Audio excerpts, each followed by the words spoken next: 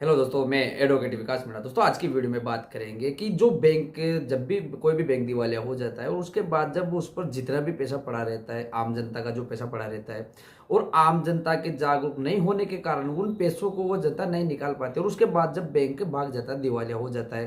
क्योंकि जब भी किसी भी बैंक के ऊपर शिकंजा कसा जाता है, तो अगर कोई भी बैंक दिवालिया हो जाता है या उसकी साख पर ऐसा कोई प्रभाव पड़ा है जिससे कि उस बैंक को बंद होने की स्थिति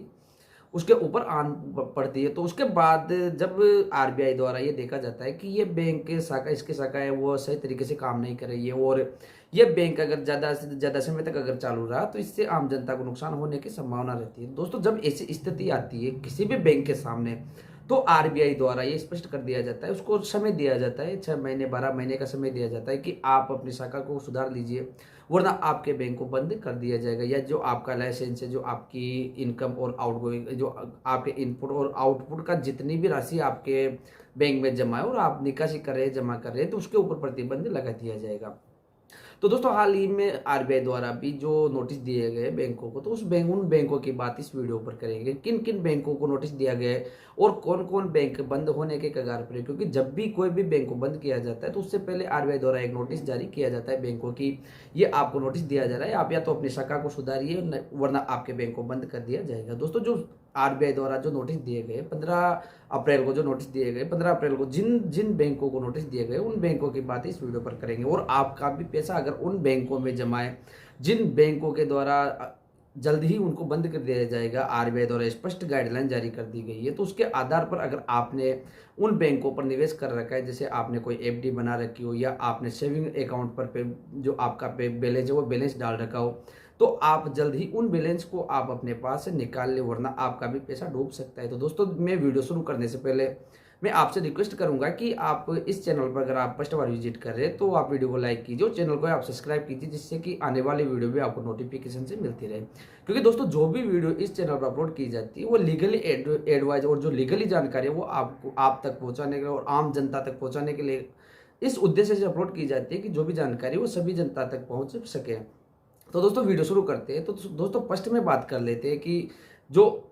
बैंक दिवालिया घोषित होने वाले और जिन बैंकों को आरबीआई द्वारा स्पष्ट गाइडलाइन जारी कर दी गई है, 15 अप्रैल को नोटिस जारी कर दिया गया है कि आप या तो अपनी शाखा को सुधारिए, वरना आपका जो भी निवेश है, जो आपके पास निवेश करते हैं, तो उनको प्रतिबंधित कर दिया जाएगा और आपके बैंक को बंद कर दिया जाएगा। तो दोस्तों, फर्स्ट बैंक की बात करते हैं। तो फर्स्ट बैंक है सूर्योदय कोऑपरेटिव बैंक, जिसको 15 अप्रैल को नोटिस दिया गया है। और दोस्तों, इसके ऊपर शिकंजा कसा गया है कि अगर कोई भी व्यक्ति आपके बैंक में अगर आता है, तो उसको अगर किसी पैसे की अगर निकासी करनी है, अगर उसको बैलेंस निकालना है, तो उसको समय दिया गया है 6 माह तक का, कि 6 माह तक आप अपने पास जितने भी पैसे जमा है, आप जितनी रकम आपके बैंक में जमा है, तो उस रकम को कस्टमर को प्रोवाइड करवा दी जाए। क्योंकि 6 महीने बाद हो सकता है कि आपके बैंक को बंद कर दिया जाए। और दोस्तों, स्पष्ट गाइडलाइन जारी की गई है कि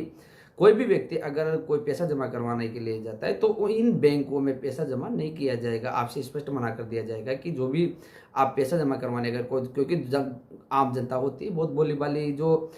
जानकारी के अभाव में बहुत से लोग चले भी जाते हैं बैंक में पैसे जमा करवाने के लिए, तो उनको जमा नहीं करना है। और जो निवेश ने आपने कर रखा है, जैसे एफडी करवा रखी हो या आपने उस पर इन्वेस्ट कर रखा हो, जिस बैंक को नोटिस दिया गया है, उन बैंकों को आपने नज़रअंदाज नहीं करना है। और आपको अगर कोई भी रिलेटेड का, अगर किसी रिलेटेड व्यक्ति का अगर आपके कोई इस बैंक अकाउंट में अगर आपका जिसका भी अकाउंट है, तो उस व्यक्ति को सूचित आप जरूर करें कि आपका जो भी अकाउंट है उस पर अगर कोई भी राशि पड़ी हुई है तो आप उसको निकाल लें। क्योंकि अगर ऐसा हुआ कि 6 माह बाद अगर बैंक को बंद करना पड़ा और बैंक को अगर आरबीआई द्वारा बंद कर दिया जाता है, तो जितना भी पैसा अकाउंट में पड़ा रहेगा वो आपका पैसा डूब सकता है। दोस्तों, इनके लिए जो स्पष्ट गाइडलाइन जारी की गई है उस पर बताया गया है कि कोई आप ना तो कोई नया खाता खोल पाएंगे और नहीं आप किसी से जो भी आप जमा करते हैं, तो जमा किसी प्रकार की राशि आप जमा नहीं कर पाएंगे। और अगर कोई भी उपभोक्ता अगर आपके पास पैसे निकासी के लिए अगर आता है, तो उसको 15,000 रुपये तक की जो आपके पास राशि है उस पे से पर डे के ये लगा दिया गया है प्रतिबंध कि आप एक दिन में 15,000 रुपये तक की राशि आप उपभोक्ता को प्रोवाइड करवा सकेंगे। क्योंकि दोस्तों, जो 6 माह का समय दिया गया है, तो ये बैंक को अलर्ट करने के लिए समय दिया गया है। और दोस्तों, जो सेकेंड बैंक की अगर बात करते हैं, तो उसके ऊपर तो इतना प्रतिबंध लगा दिया गया है कि आप खुद ये मान सकते हैं कि इस बैंक को तो बंद कर ही दिया जाएगा। क्योंकि जो जो प्रतिबंध इसके ऊपर लगाए गए, उन प्रतिबंधों की बात करते हैं, तो उस पर ये प्रावधान है कि जो भी आपके पास कोई खाता खुलवाने आएगा, तो आप स्पष्ट रूप से उसको ये बताएंगे कि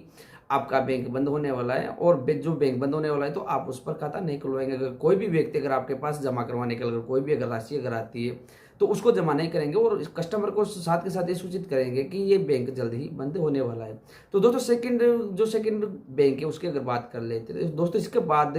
ये भी बात करेंगे कि आपको किन बैंकों में खाता खुलवाना चाहिए, क्योंकि जो बैंक दिवालिया होते हैं और जो बैंक दिवालिया नहीं होते हैं, क्योंकि जो बैंक स्पष्ट रूप से जो गवर्नमेंट के जो बैंक होते हैं, जो सरकारी बैंक जिसको आप मान सकते हैं, उन बैंकों में आपको खाता खुलवाना चाहिए। क्योंकि आप बहुत से लोग ये देखते हैं कि किसी के पास अगर कोई भी ब्रांच है तो उस ब्रांच पर जाकर खाता खुलवा लेते हैं, और उस ब्रांच पर खाता खुलवाने के बाद हो सकता है कि वो ब्रांच दिवालिया हो जाए, वो ब्रांच वहाँ से भाग जाए। तो आपको ये नहीं करना है। आपको जो भी गवर्नमेंट ब्रांच रहती है, जो सरकारी बैंक जिसको आप मान सकते हो, उन सरकारी बैंकों में आप खाता खुलवा सकते हैं। आप एसबीआई में जाकर खाता खुलवा सकते हैं, आप वो बैंक ऑफ बड़ौदा में खाता खुलवा सकते हो, और आप पंजाब नेशनल बैंक में आप खाता खुलवा सकते हैं।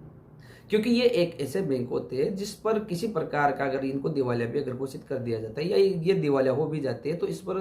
गवर्नमेंट का आधिपत्य रहता है, और आपका जो भी निवेश है, आपका जो भी पैसा अगर खाते में पड़ा हुआ है तो वो पैसा आपका कहीं भी नहीं जाने वाला है। तो दोस्तों अगर सेकंड बैंक की अगर बात कर लेते हैं तो सेकंड बैंक पे जो नेशनल कोऑपरेटिव बैंक है तो उस पर यह प्रावधान कर दिया गया है कि अगर कोई भी व्यक्ति आपके पास आता है, अगर कोई राशि जमा करवाने के लिए अगर आपके पास आ रहा है तो उसको आप स्पष्ट रूप से मना करें कि ये जो बैंक है हमारा बैंक बंद होने वाला है, तो आपकी राशि को जमा नहीं किया जाएगा। अगर आपको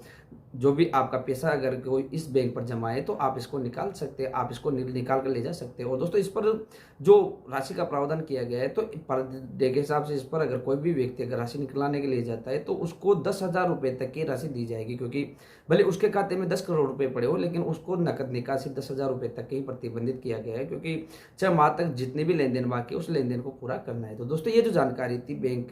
कैसे दिवालिया हो सकते हैं और जब बैंक दिवालिया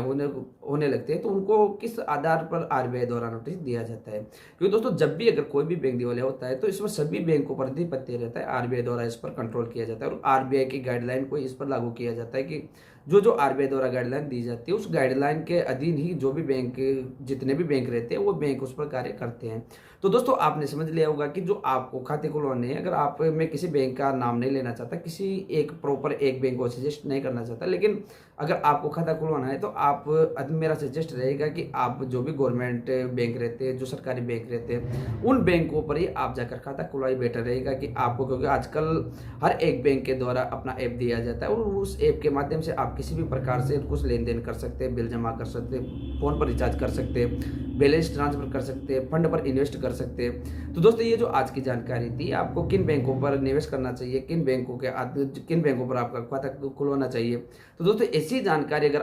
आप लेना चाहते हो और अगर आपको ये जो आज की जानकारी थी बैंकों से रिलेटेड जानकारी, तो आपको ने ये जानकारी अच्छे से समझा होगा कि और आपने सुना भी होगा, और आपको अगर ये जानकारी अच्छी लगी है तो आप वीडियो को लाइक कीजिए और साथ के साथ ही इस वीडियो को एक दूसरे व्यक्तियों तक भी शेयर कीजिए, जिससे कि दूसरे व्यक्तियों तक भी ये जानकारी पहुंचेगी। दोस्तों मिलेंगे ऐसी जानकारी के साथ ऐसे रिलेटेड टॉपिक के लिए, जब तक के लिए जय हिंद, जय भारत, जय संविधान।